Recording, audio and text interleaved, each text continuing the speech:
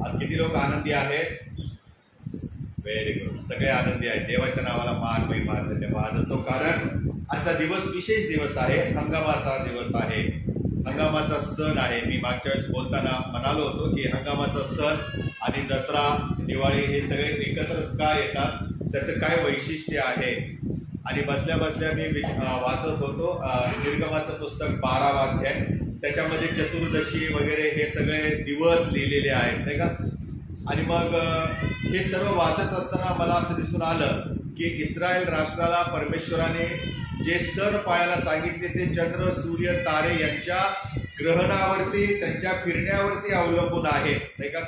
आणि म्हणून आपल्याला ईस्टर, गुड फ्रायडे बरोबर त्याच महिन्यात येतात. ते कधी आपल्याला जून जुलैमध्ये जात नाहीत. नाताळ बरोबर डिसेंबरमध्ये येतो, तो कधी आपल्याकडे ऑक्टोबर नोव्हेंबरला येत नाही. म्हणजे सांगण्याचं तात्पर्य हे आहे की परमेश्वराने जे सण लावून दिलेले आहेत ते सण त्या सगळ्या सृष्टीवरती अवलंबून आहेत. आणि त्यांच्या त्या कक्षेमध्ये ते ग्रह आल्यानंतर त्याचा परिणाम जो पृथ्वीवरती होतो, त्या परिणामानुसार सण पाळण्यासाठी परमेश्वराने इस्रायलाला आज्ञा दिलेली आहे. हंगामाच्या सणाबद्दल मी 4 वर्षे बोलत आलेलो आहे. मला एक सुंदर विषय त्याच्यामध्ये मिळाला की हंगामाच्या सणाचं जे वैशिष्ट्य ते हे आहे की आम्ही प्रत्येक स्थितीमध्ये देवाचे आभार मानले पाहिजे. हंगाम हा आपल्या सर्वांना एका गोष्टीची आठवण करून देतो आणि ती म्हणजे एक विश्वासणारा ख्रिस्ती या नात्याने मी देवाने मला जे आशीर्वाद दिलेले आहेत त्याबद्दल नुसते आम्ही आभार मानू नयेत, मिळालं आहे त्याबद्दल आभार मानू नयेत, तर प्रत्येक स्थितीमध्ये, मग ती माझ्याबद्दल चांगली असो किंवा माझ्या विरोधामध्ये असो, त्या प्रत्येक स्थितीमध्ये मी देवाचे आभार मानले पाहिजे. आणि म्हणून या विशेष विषयाकडे आपण वेगळ्या दृष्टिकोनातून पाहणार आहे. हंगामाचा सण हा अगदी मागे मी तुम्हाला सांगितलं गेल्या वर्षी, अगदी जुन्या कराराच्या काळापासून म्हणजे जवळपास 4000 वर्षापासून साजरा होत आहे. आणि जो शास्त्रपाठ आपल्यासमोर आताच वाचण्यात आला जुन्या करारामधून, त्यामध्ये प्रामुख्याने 3 सण आपल्याला आढळतात. पहिला सण आहे बलांडनाचा सण, दुसरा आहे पेंटेकॉस्टचा सण, ज्या हंगामाचा सण असे म्हटलं जातं, आणि तिसरा आहे मंडपाचा सण. आज मी तुम्हाला व्हॉट्सअपवरती दिलेला आहे या अनुक्रमाने का आजच्या उपदेशाचे मुद्दे तुम्हाला दिलेले आहेत. त्यापैकी पहिल्या त्या सणाकडे मी तुमचं लक्ष वेधित आहे की वलांडनाचा सण. वलांडनाचा सण हा बहुतेकदा प्रत्येक वर्षी हंगामाच्या सुरुवातीला प्रारंभी येतो, म्हणजे साधारणतः एप्रिल महिना, मार्चचा शेवट किंवा एप्रिल महिन्याच्या सुरुवातीला येत असतो. म्हणून वलांडनाचा सण हा त्या काळामध्ये एप्रिलच्या दरम्यान पाळला जात असे. याला इंग्लिशमध्ये पास ओव्हर असंही म्हटलेलं आहे. म्हणजे प्रभू देवबापाने इस्रायल राष्ट्राला आज्ञा केली होती की आज रात्री मी तुमची घरे ओलांडेन आणि त्यावेळेला तुमच्यामध्ये सुरक्षितता असावी, तुम्ही आशीर्वादित असावे, या कारणास्तव तुमचं संरक्षण व्हावे, या कारणास्तव तुम्हाला एक कोकरू कापायचे आहे, वधावायचे आहे, त्याचं रक्त तुमच्या घराच्या दारबाह्य पट्टीला आणि चौकटीला लावावे. ज्या वेळेला मी तुमचं घर ओलांडेन त्यावेळेला ज्या घराच्या दारबाह्य पट्टीला आणि चौकटीला हे वधलेल्या कोकराचं रक्त लावलेलं असेल ते मी ओलांडून जाईल आणि त्यावरती अनर्थ येणार नाही. पण ज्या घराच्या चौकटीला आणि दारबाह्य पट्ट्यांना हे रक्त नसेल त्या घरातील प्रथम वत्स, प्रथम पुत्र जे कोणी असेल ते मृत्यू पावे. आणि म्हणून हा जो वलांडनाचा सण आहे, ज्याला ओलांडण्याचा सण म्हटलेला आहे, पास ओव्हर म्हटलेला आहे.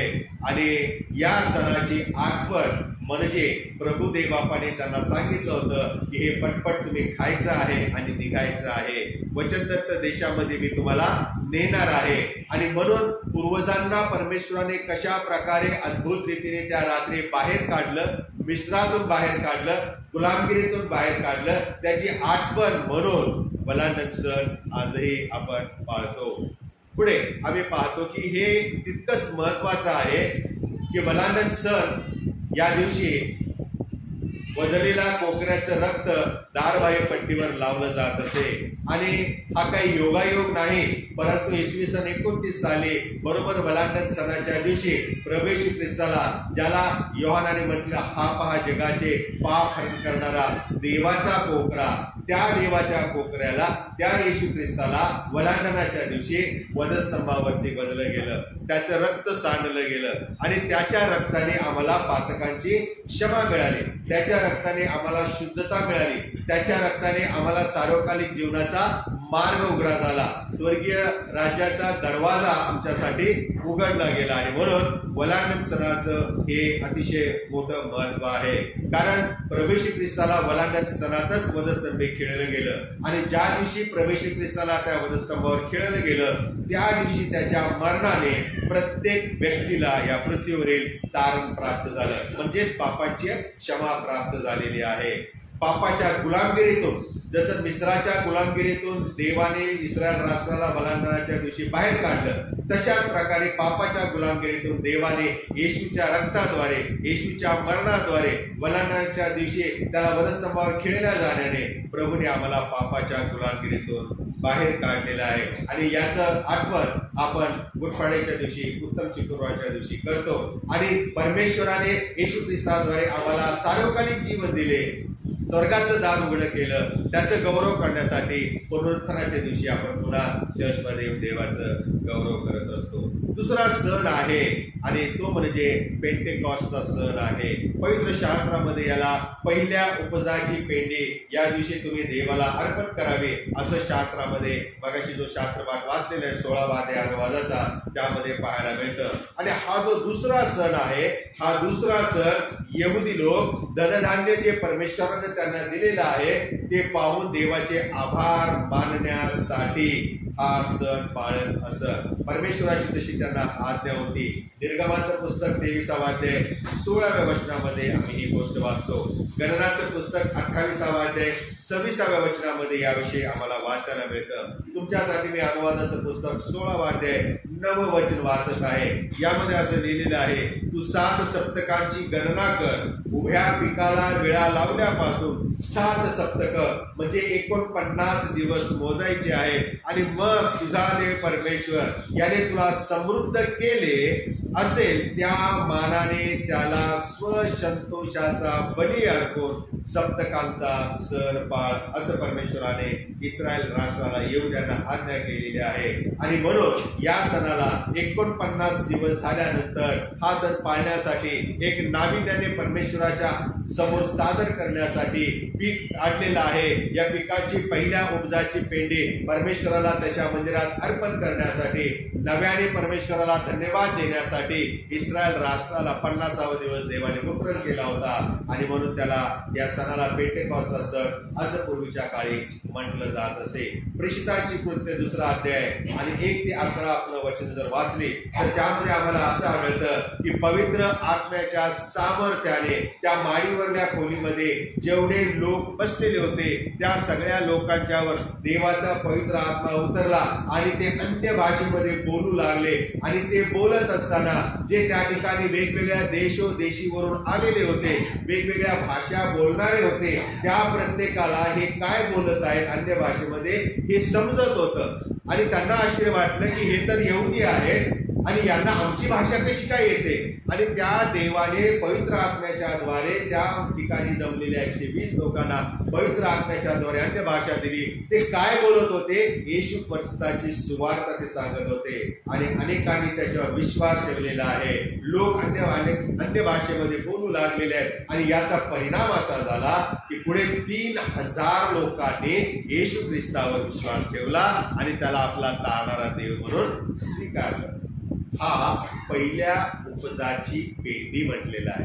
हा ख्रिस्ती हंगामाचा जीव परमेश्वराकडे आणण्याचा, जीवात्मे परमेश्वराकडे आणण्याचा हंगाम जो सुरू झाला हा पहिला हंगाम आहे. 3000 लोकांनी येशूवर विश्वास ठेवला आणि प्रभूला त्यांनी स्वीकारलेला आहे. देवाच्या स्वर्गाच्या राज्यासाठी हा एक मोठा हंगाम होता, प्रारंभ होता. तेव्हापासून आजतागायत लोक परमेश्वरावरती विश्वास ठेवत आहेत. लोक येशूला आपला तारणारा देव म्हणून स्वीकारत आहे. तिसरा सण आहे मंडपाचा सण असं म्हटलेलं आहे. हा मंडपाचा सण यहुद्यांच्या योम किप्पूर सणानंतर पाचव्या दिवशी सुरू होतो. आणि योम किप्पूर याचा अर्थ प्रायश्चित्ताचा दिवस, द डे ऑफ अटोनमेंट असं म्हटलेलं आहे. आणि आपल्या कॅलेंडर प्रमाणे सर्वसाधारणपणे यहुदी लोक आजही योम किप्पूर हा सण सप्टेंबर-ऑक्टोबरच्या दरम्यान पाळतात.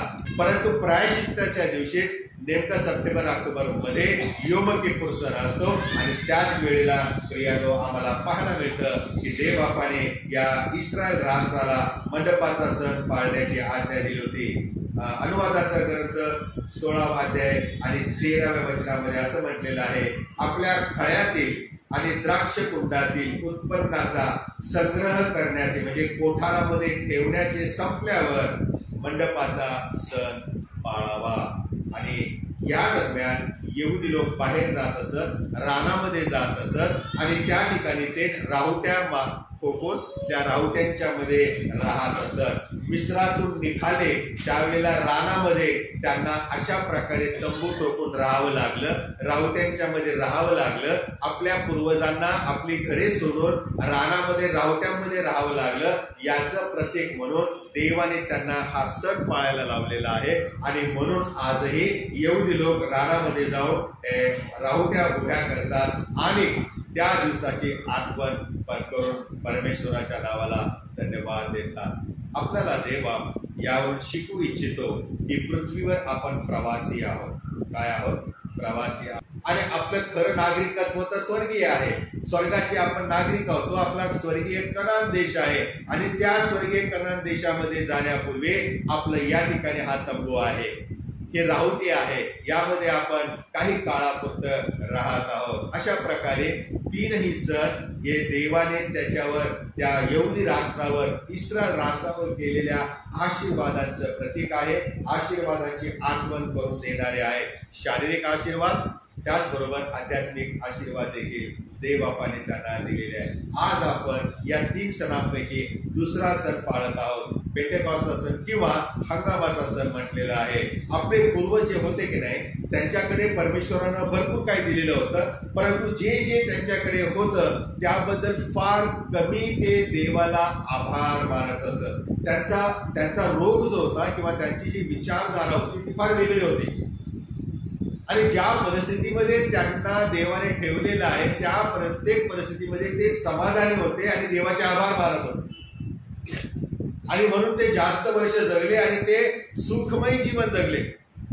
आम्ही काय करत आहे, परमेश्वराने जे आम्हाला दिलं त्याच्याबद्दल आशीर्वाद मागत आहे, परंतु जेव्हा परमेश्वर देत नाही किंवा काही कमी होतं त्यावेळेला आम्ही नाराज होतो, आम्ही निराश होतो, आम्ही देवाला अनेकदा दोष देतो. आणि म्हणून आमचे जे पूर्वज आहेत त्यांच्याकडून हे शिकण्यासारखं आहे की कमी असो जास्त असो आपण त्या प्रत्येक स्थितीमध्ये देवाचे आभार मानले पाहिजे. सणामध्ये असो किंवा दुष्काळामध्ये असो ते लोक खूप आभारी मानत होते, आनंदी होते, सुखी होते. दुःख जरी आलं त्यांच्या वाट्याला तरी ते देवाची स्तुतीच करत होते. आणि म्हणून आभार मानणे आणि प्रत्येक स्थितीमध्ये आभारी असणे या 2 गोष्टींमध्ये फरक आहे. एक उदाहरण तुम्हाला मी सांगतो. बिल नावाचा एक व्यक्ती, कॅनडामध्ये घडलेली घटना आहे. कॅनडातील ब्रिटिश कोलंबिया जवळील प्रिन्स जॉर्ज नावाचे एक शहर आहे, त्याच्या बाहेर जंगल आहे आणि त्या जंगलामध्ये हा बिल नावाचा मनुष्य शिकार करायला गेला होता. दिवसभर शिकार करत शोधत फिरत होता, परंतु त्याला शिकार काही मिळाली नाही. आणि अचानक संध्याकाळच्या वेळेला त्याच्या मागून प्राण्यांचा आवाज ऐकायला आला. त्याने मागे वळून पाहिलं तर हिंस्त्र 2 पशु त्याच्यावर झडप घालण्यासाठी वेगाने त्याच्या दिशेने धावत येत होते. आणि हे पाहिल्यानंतर ते इतके उग्र होते आणि आकाराळ विकाराळ होते की हा म्हटला आता माझं काही खरं नाही. परंतु हा शिकारी असल्या कारणाने त्याने लगेच बंदूक आपल्या खांद्यावर घेतली, ती ताणली आणि त्याने ट्रिगर दाबला, क्लिक, परंतु बंदूक चाललीच नाही. आणि मग पुन्हा त्याने ती रिलोड केली आणि पुन्हा त्याने त्यामध्ये एअर भरली आणि पुन्हा त्याने क्लिक क्लिक 2दा ट्रिगर दाबला आणि बंदूक चाललीच नाही. त्याने ओळखलं की आता आपलं काही खरं नाही, बंदूक बिघडलेली आहे, बंदूक चालत नाहीये आणि आता या प्राण्यानंतर मारायचं आहे आणि आपला पण जीव वाचवायचा आहे, काय करायचं आता. आणि मग त्याने ते अकराळ विकराळ पशु आपल्याकडे धावत येत असताना पाहिल्यावर त्याने स्वतःचा जीव वाचवण्यासाठी पळायला सुरुवात केली. बंदूक टाकली आणि पळायला सुरुवात केली. आणि तो जेवढ्या जोरात पळत होता तेवढ्या जोरामध्ये हे जनावर देखील त्याच्या अंगावरती धावत येत होते.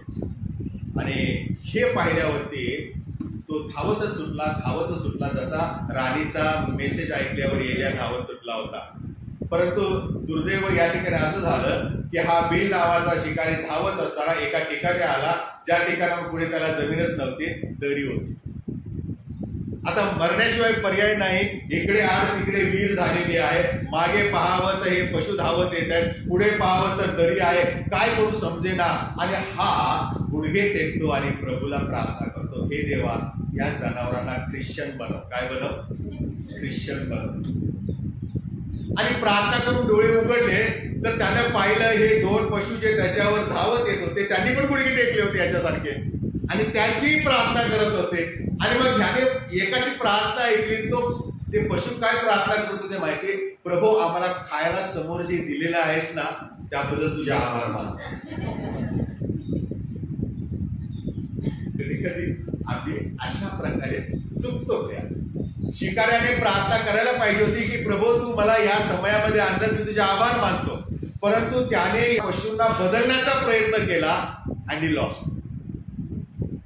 त्या पशूंना बदलण्याचा प्रयत्न केला आणि तो शिकारच बनला. शिकारी काय झाला?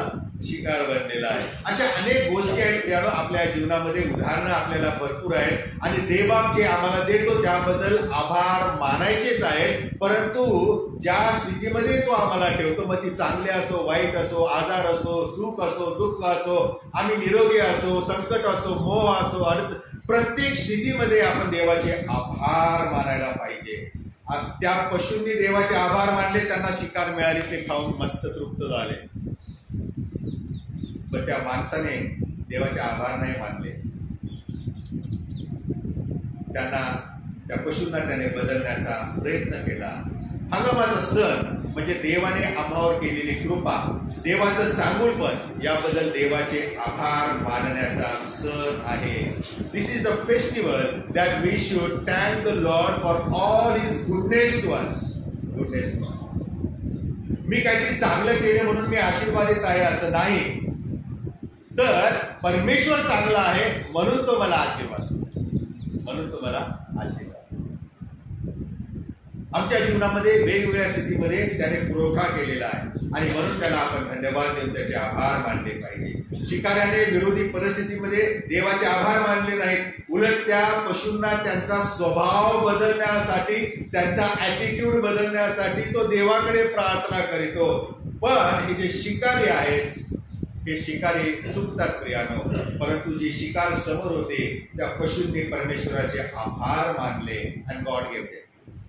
आणि प्रभूने त्यांना खायला अन्न दिलेलं आहे. हंगामाचा सण प्रत्येक स्थितीत बदल घडवून आणण्यासाठी नाही, तर हंगामाचा सण प्रत्येक स्थितीमध्ये देवाचे आभार मानण्यासाठी.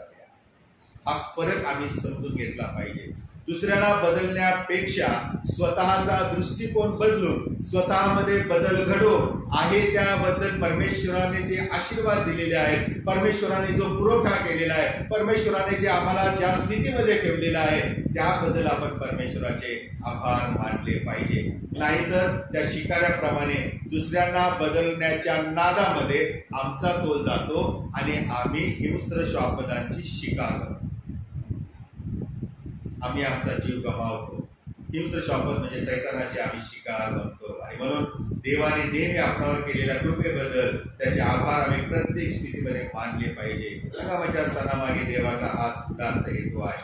आता शेवटचा मुद्दा आहे की जे 3 सण आपण पाळले, बलांडनाचा सण, हंगामाचा सण आणि मंडपाचा सण, याला आध्यात्मिक कळा काय आहे, याच्यामधून आम्हाला आध्यात्मिक जीवनासाठी काय शिकायला मिळतं. पहिला सण आहे बलांडनाचा सण. यामधून आम्हाला हे शिकायला मिळतं की प्रभू येशू ख्रिस्ताला वधस्तंभावरती खिळलं गेलं, त्या खिळल्या जाण्याने, त्याच्या त्या पवित्र शरीराचं अर्पण करण्याद्वारे, त्याच्या त्या निर्दोष आणि निष्कलंक रक्ताच्या द्वारे आमच्या पातकांची प्रभूने येशूमध्ये क्षमा केली आणि आमचा आणि देवाचा तुटलेला जो संबंध होता, जे नातं होतं, ते समेट केलेलं आहे. देवाशी आमचं नातं पुन्हा जोडलेलं आहे. आणि म्हणून गुड फ्रायडे, उत्तम शुक्रवार, बलांडनाचा सण हा आध्यात्मिक जीवनासाठी फार महत्त्वाचा महत्वाचा आहे. दुसरा आहे पेंटेकॉस्ट म्हणजे हंगामाचा सण. या दिवशी पवित्र आत्मा आम्हासाठी उपलब्ध आहे. आम्ही पाहिलेल्या पेंटेकॉस्टच्या दिवशी स्वर्गातून पवित्र आत्मा त्या माडीवरल्या खोलीमध्ये आला आणि जेवढे जमा झाले होते त्यांना अन्य भाषा मिळाली, त्यांना सामर्थ्य मिळालं, शक्ती मिळाली आणि त्या खोलीतून ते जे निघाले ते आजपर्यंत त्यांचा सुवार्तेचा प्रसार चालूच आहे. या हंगामाच्या सणामध्ये प्रभू आम्हाला हेच दर्शवतो की प्रभूने आम्हाला पवित्र आत्मा दिलेला आहे. मी जातो पण तुमच्यासाठी दुसरा कैवारी है ना, सत्याचा आत्मा पाठवतो. तो तुम्हाकडे येईल, तो तुम्हाला शिकवेल, तो तुम्हाला सत्यात चावलेल, प्रार्थना करायला शिकवेल. आणि म्हणून हंगामाचा सण हा पवित्र आत्म्याचं सामर्थ्य घेऊन नवीन जीवन जगण्याचं आव्हान देणारा हा सण आहे. तिसरा सण आहे मंडपाचा सण. आणि हे रावट्यांच्या मध्ये राहत होते, घरदार सोडून आम्ही ते बाहेर जाऊन राहत होते. हे तंबू जे आहे, हे जे रावटे आहे, हे आमच्या या पृथ्वीवरील तात्पुरत्या निवासस्थानाचं प्रतीक आहे. आम्हाला परमेश्वराने ह्या जगामध्ये प्रवासी म्हणून ठेवलेलं आहे. आमचं नागरिकत्व स्वर्गामध्ये आहे आणि आमचं ते स्थिर स्थान आहे, अढळ स्थान आहे. तिथून आम्हाला कोणी काढू शकणार नाही आणि त्या ठिकाणी रडणे चालणार नाही, दात खाली नसणार आहे. त्या ठिकाणी परमेश्वराचं गौरव आहे. ज्या ठिकाणी परमेश्वराचा प्रकाश हाच सगळीकडे असणार आहे, त्या ठिकाणी अंधार नसणार आहे. आणि म्हणून भविष्यातील आशेचा सण म्हणजे हा मंडपाचा सण आहे. आणि माझी आशा आहे की या तिन्ही सणांच्या मधून आज जो आपण हंगामाचा सण साजरा करत आहे, देवाने आजवर जो आम्हाला शारीरिक पुरवठा केलेला आहे, आमच्या भौतिक जीवनामध्ये ज्या गोष्टी देवाने पुरवलेल्या आहेत त्याकडेच फक्त न पाहता ज्या ज्या स्थितीमधून परमेश्वर आम्हाला नेतो त्या प्रत्येक स्थितीला दोष न देता, परमेश्वराला प्रश्न न विचारता त्याचे आपण आभार मानूया. म्हणजे आमचा आध्यात्मिक जीवनामध्ये अधिक आणि अधिक वाढ होईल, प्रगती होईल. हंगामाचा सण हा गरजूंची आवश्यकता जी आहे ती पूर्ण व्हावी याकरता देखील पाळला जातो. देवाने आम्हाला भर भरून दिले तर आम्ही देखील देवाला त्याच्या लोकांच्या भल्यासाठी भरभरून परत करावे. आणि म्हणून आज जी आपण दान गोळा करणार आहे, जी तुमच्याकडे पाकिटं दिलेली आहेत आणि आज जी फळावर आलेली आहे, धनधान्य आलेलं आहे, ते आपण लिलावामध्ये विकणार आहोत आणि त्याचा जो पैसा आहे तो आपण गोरगरिबांसाठी, मिशन कार्यासाठी, मंडळीच्या द्वारे देवाचं गौरव होण्यासाठी वापरणार आहे. आणि म्हणून त्यामध्ये आपण उत्साहाने भाग घेऊया. हंगामाचा सण तुम्हा सर्वांना फास्टेड कमिटी आणि सर्व माझ्या परिवारातील लहान सदस्यांच्या वतीने आनंदाचा, आशीर्वादाचा आणि लाभाचा आपण प्रार्थना करू. पवित्र पवित्र हे बाप्पा, तुझी स्तुती करीतो, तुझ्या नावाला धन्यवाद देतो. हंगामाचा सण एक नवीन प्रारंभ आहे. पहिल्या उपजाची पेंडी आम्ही तुझ्या मंदिरात आणावी. जे तू आम्हाला दिलंस त्याबद्दल आभार मानून, जे दिलं नाहीस त्याबद्दल देखील आम्ही तुझे ऋणी राहून तुझं गौरव करावे ही तुझी इच्छा आहे. आणि म्हणून प्रभुदेव बाप्पा, आम्ही जसे आहोत तसे तुझ्या हाती येतो. जे उपकार, जे आशीर्वाद प्रभू तू आमच्यावरती वर्षभर केलेस त्याचे आठवण ठेवून प्रभू आज तुझ्या मंदिरामध्ये तुझे आभार मानण्यासाठी आम्हाला जमा झालेले असताना तू आम्हाला एवढी शक्ती दे, ताकद दे की विरोधी परिस्थिती असताना देखील आम्ही तुझे आभार मानून तुझं गौरव करावं. आमचा महान प्रभू ख्रिस्त याच्यात